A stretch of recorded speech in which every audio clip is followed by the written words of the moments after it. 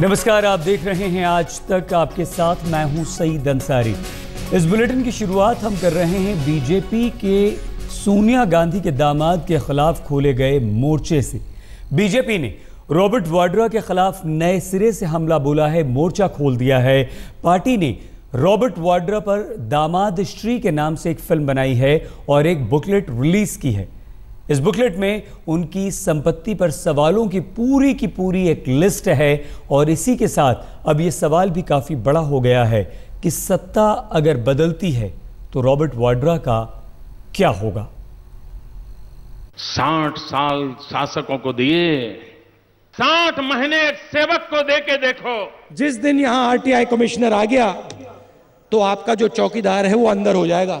आप गुजरात नहीं बना सकते, इसके लिए तो 56 इंच का सीना लगता है। ये भारत देश है, इसे चलाने के लिए 56 इंच के सीने की जरूरत नहीं है। इसे चलाने के लिए दरिया जैसा दिल चाहिए। चुनावी लड़ाई में बोली के ये हथियार तो रोज चलते हैं।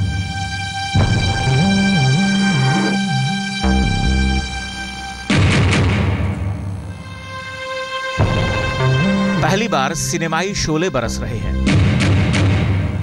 इस सिनेमा का निर्देशन बीजेपी ने किया है, जिसके केंद्र में रॉबर्ट वाड्रा और पूरा का पूरा गांधी नेहरू परिवार है। और जमीन से जुड़ने का एक अलग स्टाइल अगर किसी ने निकाला है तो वो है दामाद श्री रॉबर्ट वाड्रा। बीजेपी ने प्रेस कॉन्फ्रेंस कर इसे जारी किया है। साथ ही एक आरोप पुस्तिका बांटी है, जिसमें कुछ सालों में ही रॉबर्ट वाड्रा के उद्यमी बनने की कहानी है। लाख से शुरू होकर अरबों तक पहुंच जाने वाले उनके व्यवसाय पर कुछ तीखे सवाल हैं।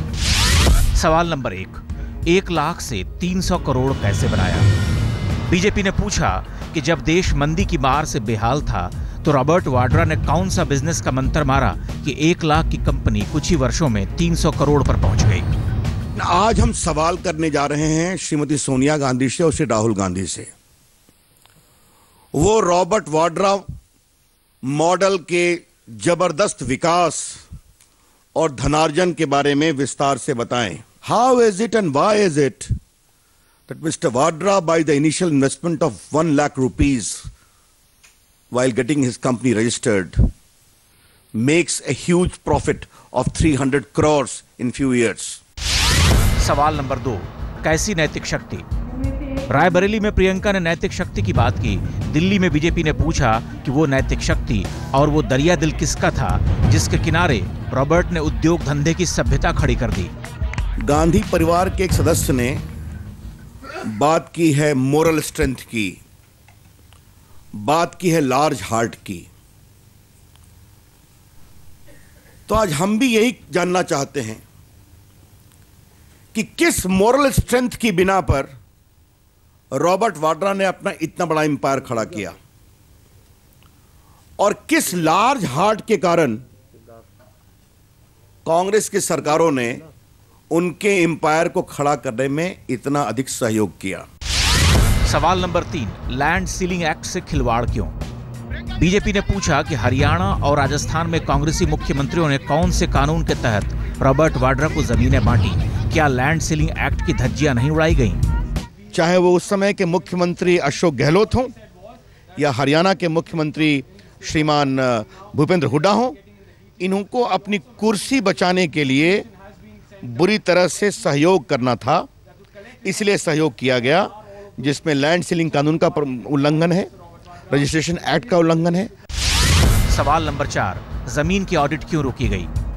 बीजेपी ने पूछा कि सीएजी की ओर से हरियाणा में एक ऑडिट होने वाला था, लेकिन अचानक ऑडिट रुकवा दिया गया, क्यों?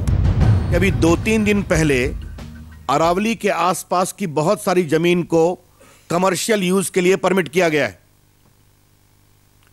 ए serious violation of environmental laws etcetera. तो क्या रॉबर्ट वाड्रा मॉडल के साथ साथ एक हरियाणा मॉडल भी चल रहा है क्या जमीन की लूट का? ये हम जानना चाहते हैं।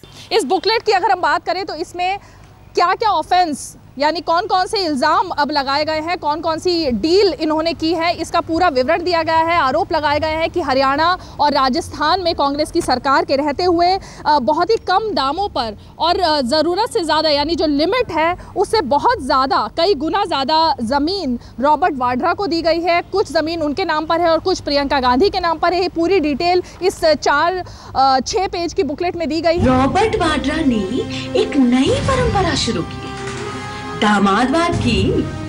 बीजेपी ने इसे Robert Vadra model of development करार दिया है। पार्टी का कहना है कि वाड्रा की अप्रत्याशित प्रगति के पीछे गांधी नेहरू परिवार का वरद हस्त लगभग प्रमाणित है। बिना बड़े हाथ के इतना बड़ा विकास संभव नहीं है। बीजेपी ने सारे सवालों के जवाब सीधे सोनिया और राहुल गांधी से मांगे हैं। इस हमले के बाद एक बड़ा सवाल ये है कि चुनाव के बाद सत्ता के समीकरण बदलने पर रॉबर्ट वाड्रा का क्या होगा। दिल्ली से रीमा पराशर के साथ आज तक ब्यूरो।